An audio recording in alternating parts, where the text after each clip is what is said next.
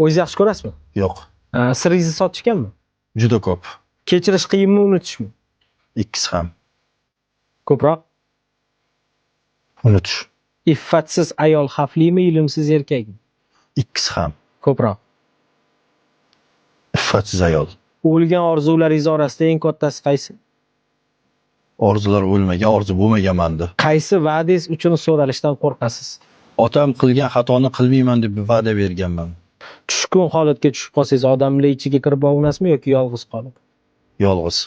Xiyonat qilgan odam qaytib kelib kechirim so'rasa kechirasizmi? Xiyonat kechirilmaydi. Yomon xotiralar ko'proq yig'latadimi yoki yaxshi xotiralar?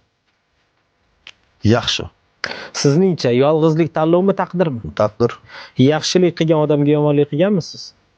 Yo'q. Bu hayot maktabida o'rganuvchi sifatida a'lochimisiz, ikkichimisiz? A'lochi. Eshagingiz loyidan o'tib o'zgargan paytingiz bo'lganmi? Astag'firullah.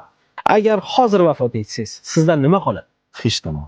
Yaxshilik qilgan odamga yomonlik qilganmisiz? Yo'q. Do'stlar suvga o'xshaydi, hammasi ham iste'molga yaroqli emas.